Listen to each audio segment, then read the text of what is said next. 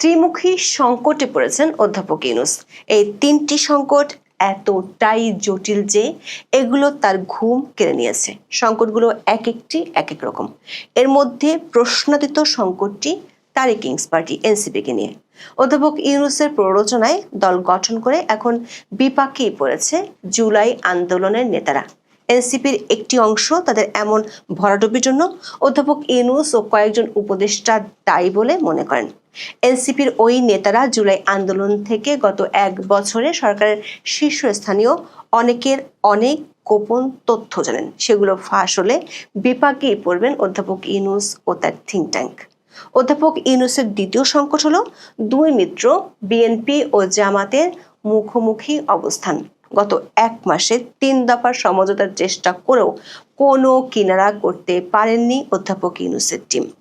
এখন বিএনপি ও জামাত দুপক্ষই অধ্যাপক ইউনূসকে সন্দেহের চোখে দেখছে। আর তৃতীয় কিন্তু সবচেয়ে বড় সংকটের নাম আওয়ামী লীগ। দলটির সাংগঠনিক শক্তি ও তৎপরতা বাড়ছে, ফিরে পাচ্ছে জনপ্রিয়তা, লম্বা হচ্ছে মিছিলের বহর। গোয়েন্দাদের তরফে অধ্যাপক ইউনূসের দপ্তরকে জানানো হয়েছে চলতি মাসেই রাজধানীতে বড় ধরনের শোডাউন করতে পারে আওয়ামী লীগ। খুব সহসা ঝটিকা মিছিল রূপ নিতে পারে চলো চলো যমুনা চলো কর্মসূচিতে। এই 3 সংকট ঘিরে অধ্যাপক ইউনূসের থিঙ্ক ট্যাঙ্ক খেই হারিয়ে ফেলেছে। খুঁজে পাচ্ছে না সরকারের এক্সিট প্ল্যান কি হবে। পরিস্থিতি এমন ঘোলাটে হচ্ছে যে কোনো সময় আকস্মিকভাবে অবাক করার মতো সিদ্ধান্ত আসতে পারে সরকারের তরফ থেকে। বিস্তারিত জানতে চলুন যাওয়া যাক বিশ্লেষণে। নিষিদ্ধ থাকা আওয়ামী লীগের মিছিল যে দিনকে দিন বাড়ছে সেটি এখন পুরাতন খবর। সরকার যে এতে উদ্বিগ্ন সেই খবরও পুরাতন হয়ে গেছে।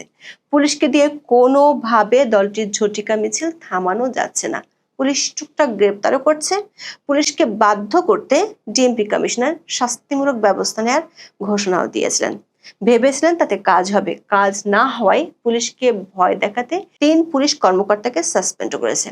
বিডি নিউজ 24 এর খবরে বলা হয়েছে পুলিশের বিশেষ অভিযানের সময় থানায় অবস্থান করার অভিযোগে মোহাম্মদপুরের এক সহকারী কমিশনার সহ 3 কর্মকর্তাকে প্রত্যাহার করা হয়েছে।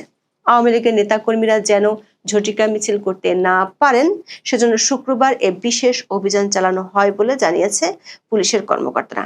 তাতেও খুব বেশি কাজ হয়নি। 19 সেপ্টেম্বর রাজধানীর 26টি স্পটে মিছিল করেছে আওয়ামী লীগের নেতাকর্মীরা। এমন খবরে রীতিমতো ঘুম হারাম হয়ে গেছে অধ্যাপক ইউনূস ও স্বরাষ্ট্র উপদেষ্টার দপ্তরের। এতদিন 2-1টি জায়গায় মিছিল বের হতো, কিন্তু শুক্রবার জুমার নামাজের পর প্রায় একই সময় এই 26টি জায়গা থেকে মিছিল করেছে দলটির নেতাকর্মীরা। গোয়েন্দাদের তরফে ইউনূসের দপ্তরে একটি বিশেষ বার্তা গেছে। বার্তাটি হলো কলকাতায় বসে দলটির নেতারা প্রায় প্রতিদিনই দেশে কিভাবে তৎপরতা চালানো হবে তা নিয়ে বৈঠক করছেন। 19 সেপ্টেম্বর রাতে রাজশাহী ডিভিশনের বৈঠক হয়েছে। গোয়েন্দাদের আশঙ্কা খুব শিগগিরই দলটি দেশের বিভাগীয় পর্যায়ে ব্যাপক হারে ঝটিকা মিছিল শুরু করবে। তবে সরকারের জন্য যেটি সবচেয়ে বেশি চিন্তার সেটি হলো আওয়ামী লীগের এই ঝটিকা মিছিল খুব শিগগিরই বড় ধরনের শোডাউনে রূপ নিতে পারে। এই কর্মসূচির নাম হতে পারে চলো চলো যমুনা চলো। গোয়েন্দা প্রতিবেদনে বলা হয়েছে ময়মনসিংহ, গাজীপুর, সাভার সহ ঢাকার আশপাশের জেলাগুলো থেকে বড় আকারে লোক জড়ো করে এই শোডাউন হতে পারে। একই সময় বিভাগীয় শহরগুলোতেও শোডাউনের আশঙ্কা আছে। তেমন হলে সেটি দেশের রাজনৈতিক মহলে একটি বড় ধরনের ও ভিন্ন ধরনের ভিন্ন বার্তা দেবে। আবার অধ্যাপক ইউনূস 21 সেপ্টেম্বরের পর থেকে 10 দিন দেশে থাকবেন না।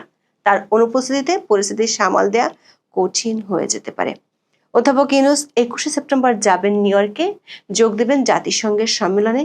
এমন একটা বৈশ্বিক সম্মেলনে যোগ দিতে যাওয়ার আগে তার দপ্তরের ব্যস্ততা হওয়ার কথা ছিল সম্মেলনের সাইড লাইনের বৈঠকগুলোকে ঘিরে। বিশ্বের বিভিন্ন দেশ ও সংস্থার প্রধানের সাথে বৈঠকের মাধ্যমে দ্বিপাক্ষিক সম্পর্ক শক্তিশালী করার জন্য এই সাইডলাইন বৈঠকগুলো খুবই গুরুত্বপূর্ণ। সূত্রগুলো বলছে অধ্যাপক ইউনূসের দপ্তর বিরামহীন চেষ্টা চালাচ্ছে আমেরিকার প্রেসিডেন্ট ডোনাল্ড ট্রাম্পের সাথে একটি সাইডলাইন বৈঠক করা যায় কিনা সে ব্যাপারে।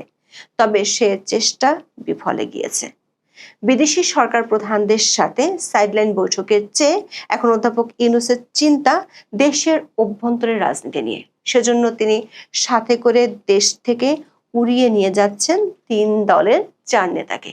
লক্ষ্য নিউ ইয়র্কে বসে একটি অনুষ্ঠান করে দেখানো তার প্রতি 3 মিনিটের আস্থা অবিচল। হঠাৎ করে এমন কিছু করার দরকার পড়ল কেন? অধ্যাপক ইউনূসের ঘনিষ্ঠ একটি সূত্র বলছে, বিএনপি ও জামাতের দ্বন্দ্ব এতদিন বক্তব্যের মধ্যে থাকলেও এটি এখন প্রকাশ্যে রূপ নিয়েছে। দুটি দলের অনেকেই মনে করেন এমন পরিস্থিতির জন্য অধ্যাপক ইউনূস ও তার থিঙ্ক ট্যাঙ্কই দায়ী। বিএনপির শীর্ষ পর্যায়ের এক বৈঠকে বিষয়টি নিয়ে আলোচনা হয়েছে। সেখানে বলা হয়েছে, একদিকে সরকার সংলাপ চালাচ্ছে, অন্যদিকে এনসিপি ও জামাতের দাবির দিকেও ঝুঁকতে দেখা যাচ্ছে। বিএনপির এক নেতা বলেছেন, বিষয়টি এমন যে চোরকে বলে চুরি কর আর গৃহস্থকে বলে সজাগ থাক।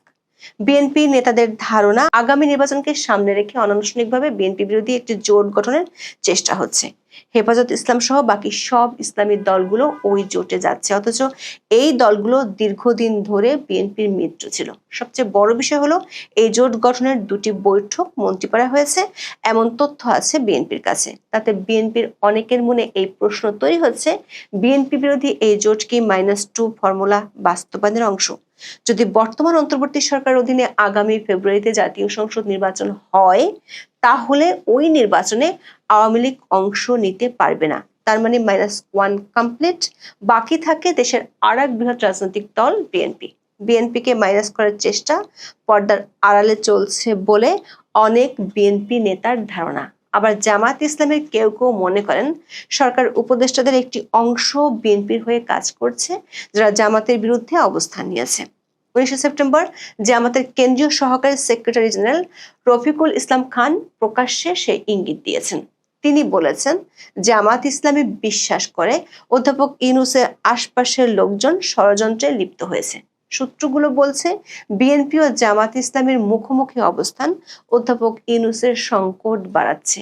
তার চেয়ে বড় চিন্তার কারণ হয়ে দাঁড়িয়েছে তারই কিংস পার্টি এনসিপি। অধ্যাপক ইউনূসের প্রত্যক্ষ সহযোগিতায় মদদে যে জুলাই আন্দোলনের নেতারা দল গঠন করেছিল, সেটি অধ্যাপক ইউনূস নিজেই একটি সাক্ষাৎকারে বলেছিলেন।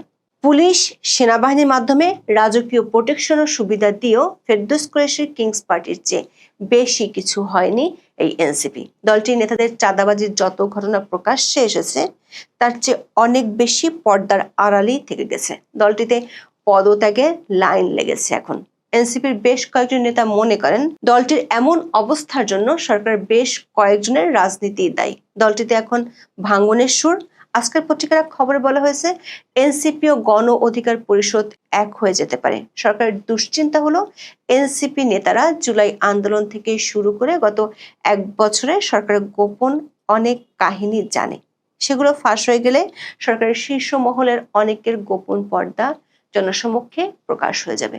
ইতিমধ্যে এনসিপির আহ্বায়ক নাহিদ ইসলামের আদালতে দেয়া এক বক্তব্য অধ্যাপক ইউনূসের স্বচ্ছতাকে প্রশ্নের মুখে দাঁড় করিয়েছে।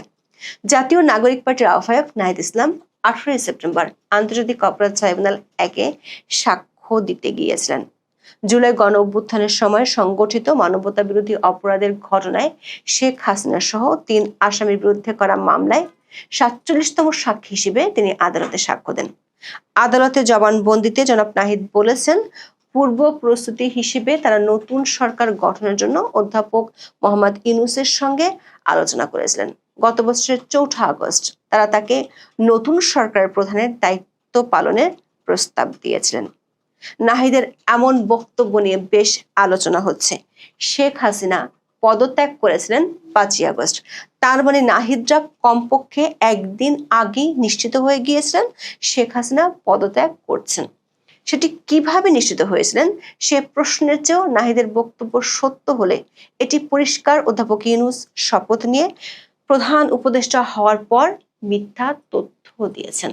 ব্রিটিশ সংবাদ মাধ্যম ফিনান্সিয়াল টাইমসের বৈদেশিক বিষয়ক প্রধান ভাষ্যকার গিরিয়ান রাহমানের উপস্থাপনায় একটি পডকাস্টে কথা বলেছিলেন শান্তিতে নোবেল বিজয়ী অধ্যাপক ইউনূস। রাহমান রিভিউ নামের ওই পডকাস্ট অনুষ্ঠানে কথোপকথন লিখিত আকারে প্রকাশ হয় 2025 সালের 30 জানুয়ারি। সেখানে প্রধান উপদেষ্টা হতে রাজি হওয়ার আগে ও পরে কি ঘটেছিল তা জানিয়েছিলেন অধ্যাপক ইউনূস। সেই কথোপকথনে অধ্যাপক ইউনূস বলেছিলেন, তিনি যখন প্রথম ফোন কল পান তখন তিনি প্যারিসের হাসপাতালে ছিলেন। ছাত্ররা তাকে বলল, শেখ হাসিনা চলে গেছেন, এখন সরকার গঠন করতে হবে, দয়া করে আমাদের জন্য সরকার গঠন করুন। দর্শক খেয়াল করে দেখুন, অধ্যাপক ইউনূস বলেছেন শেখ হাসিনা চলে যাওয়ার পর ছাত্ররা তাকে ফোন করেছিল, অথচ নাহিদ আদালতের সামনে দাঁড়িয়ে বলেছেন 4 আগস্ট শেখ হাসিনা দেশের প্রধানমন্ত্রী থাকতেই ফোন করেছিলেন। সূত্রগুলো বলছে আদালতে নাহিদের এমন জবানবন্দির পর অধ্যাপক ইউনূসের থিঙ্ক ট্যাঙ্ক চিন্তিত হয়ে পড়েছে। এনসিপিতে বিরোধ ও ভাঙ্গন কোনোভাবেই সরকার ঠেকাতে পারছে না। সেক্ষেত্রে এনসিপির নেতারা যদি গোপন কথাগুলো আর গোপন না রাখেন, তাহলে সরকারের অনেক শীর্ষ ব্যক্তি বিপদে পড়ে যাবেন। আবার এনসিপির পক্ষ থেকে জাতীয় পার্টিকে নিষিদ্ধ করা, জাতীয় পার্টির নেতাদের গ্রেপ্তার সহ যেসব দাবি করছে, সেগুলো সরকারের পক্ষে পূরণ করা সম্ভব নয়। জাতীয় পার্টির শীর্ষস্থানীয় 2-1 নেতাকে গ্রেপ্তারের উদ্যোগ নিয়েও বিএনপির বাধার মুখে সরে আসতে বাধ্য হয় সরকার। সূত্রগুলো বলছে সবচেয়ে বড় মিত্র এনসিপি মুখ খুললে সেটি সরকারের কফিনে শেষ পেরেক ঠুকবে। তার আগে জামাত ও বিএনপির দ্বন্দ্ব এবং সরকারের প্রতি তাদের অবিশ্বাস সরকারের বিপদ বাড়াচ্ছে। সে বিপদে আওয়ামী লীগের দেশব্যাপী বড় ধরনের শোডাউন করার গোয়েন্দা তথ্যে সরকারের অবস্থা মোটামুটি দিশাহীনই বলা যায়। এখন এ পর্যন্ত। সবাই ভালো থাকুন, সুস্থ থাকুন, নিরাপদে থাকুন। দেখা হবে আগামী পর্বে।